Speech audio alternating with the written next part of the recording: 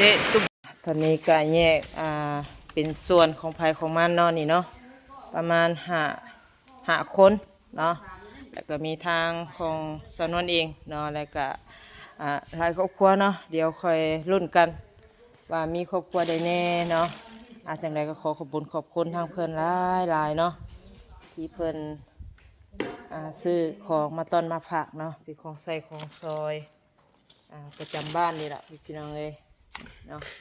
พอสมควรนี่ขอให้เพิ่นรวยๆเฮงๆเด้อปังๆร่ำรวยเงินทองไหลมาเทมา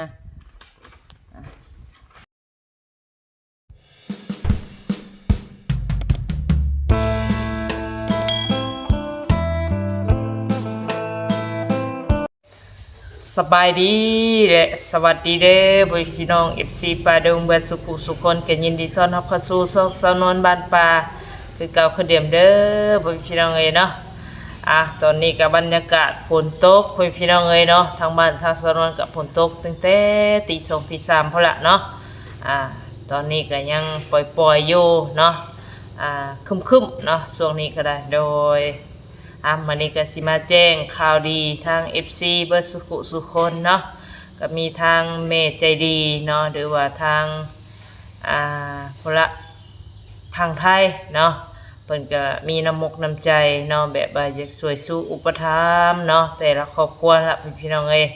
เพิ่นก็ได้ส่งเครื่องส่งหยังมาให้ทัศนวนเนาะก็หลายมื้อพอสมควรพี่น้องเนาะกว่าสิมาฮอดมาถึงทัศนวนกับบ่แม่นของง่ายๆพี่น้องเอ้ยเนาะทัศนวนก็รอถือว่าหลายมื้อพอสมควรเนาะโดยสิเป็นเครื่องอย่างนั้นเดี๋ยวมาดนมาชมกันเนาะพี่น้องเนาะตอนนี้ก็ทัศนกะสีไปรีวิวหรือวันยากาศฝนตกปล่อยๆให้เบิ่งก่อนเด้อพี่น้องเอ้ยเดี๋ยวค่อยมาลุ้นเครื่องของน้ำกันเนาะว่ามีอย่างแน่พี่น้องเอ้ยโดย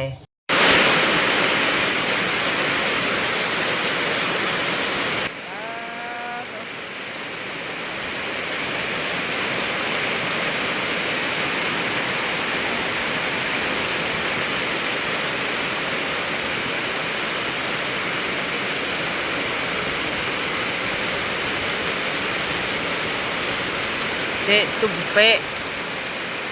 ที่ดินก็ยังคนมาแล้วพี่น้องเอ้ย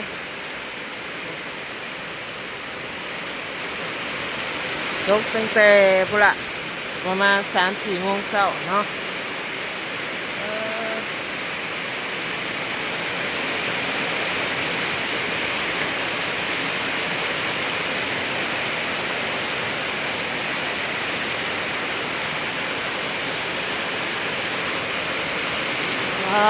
นี่ก็หัวบ่ะ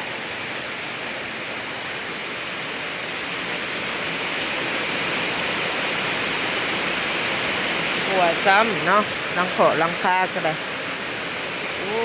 ย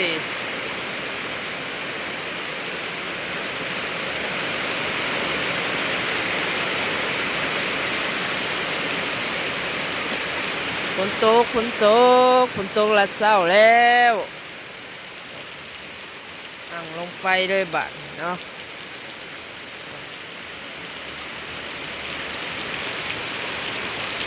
สุ่มเย็นว่าสิออกข้างนอกคือสิบ่ได้ออกแล้วมื้อนี้เนาะฝนตกกระทันหันฝนตกฝนตกละเช้าเนาะ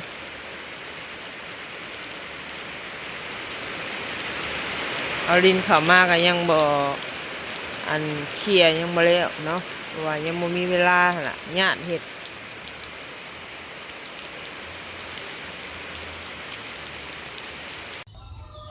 เนาะพี่น้องเอ้ยกระทาสนากาศ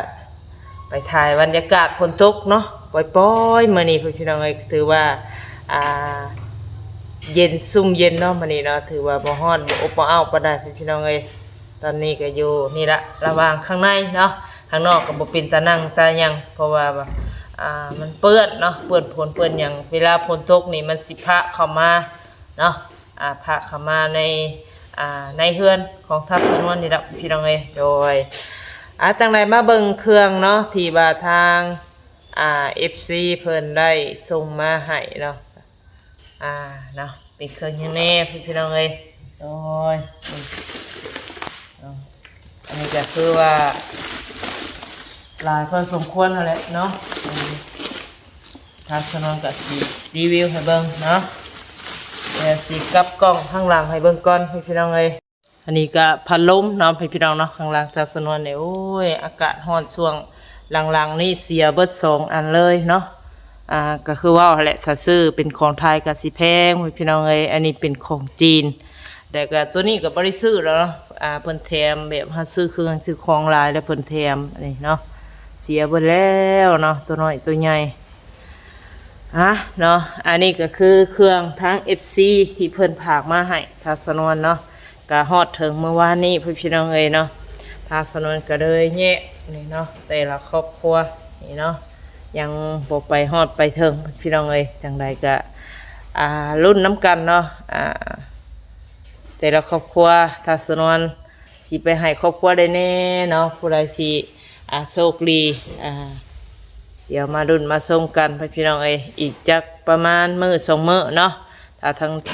สาวนวลบางๆก็นอนมื้อนี้ก็ไปใส่บ่ได้แล้วฝนตกพี่น้องเอ้ยคึมพาคึมพลมื้อนี้ก็ได้เนาะนี่ก็คือเป็นเครื่องของที่เพิ่นฝากมาเนาะนี่เป็นของใส่ของครัวเรือนนี่แหละพี่น้องเอ้ยของกินของอยู่เนาะเป็นเพชรเป็นยังน้ำปูน้ำปลานี่แหละนี่เดี๋ยวรุ่นกันเนาะว่าใครสิโชคดีและก็มีภัยสิริที่ทาง FC ฮู้จักบ่หรือว่าในไรเนาะก็สิประมาณนี้พี่น้องเอ้ยก็สิประมาณนี้เด้อพี่น้องเนาะ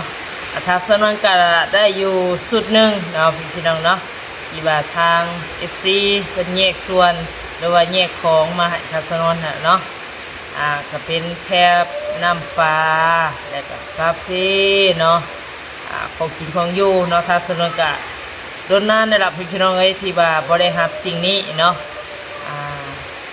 ก็ดีใจเนาะที่เพิ่นมีน้ำมุกน้ำใจอยากให้ทางครอบครัวเฮามีกินมีไส้เนาะโดยตอนนี้กับฝนยังตกอยู่พี่น้องเอ้ยก็สิมีเสียงรบกวนในเด้อเนาะโดยก่อนอื่นก็บ่มีหยังหลายพี่น้องทางสนวนก็เนาะดีมุกดีใจที่เพิ่นให้ทางสนวนเป็นสะพานบุญเนาะแล้วก็มีของต้นของผักให้ทางสนวนเนาะแล้วก็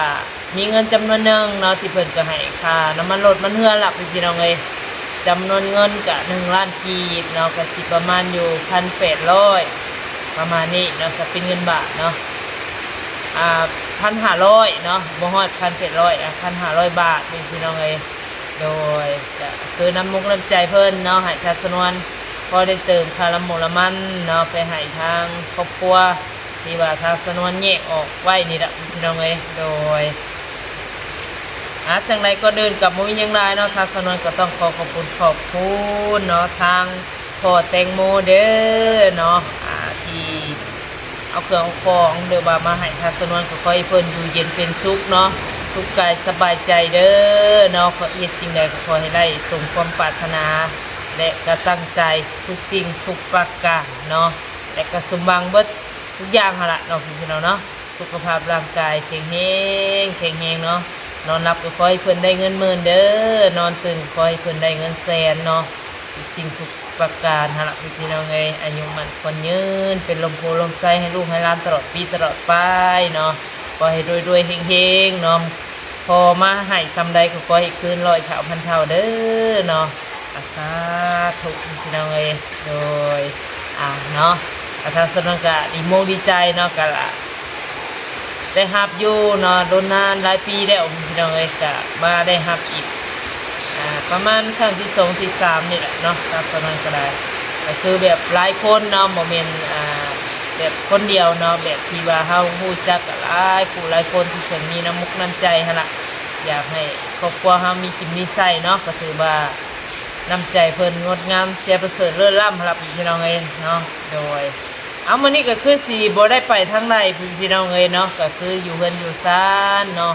คือเก่าคือเดิมเนาะฝนฟ้าอากาศก็คือว่าแลฮอดฤดูกาลฮอดยามเนาะก็เพิ่นก็ตกเนาะช่วงนี้ก็สิค่อนข้างแบบ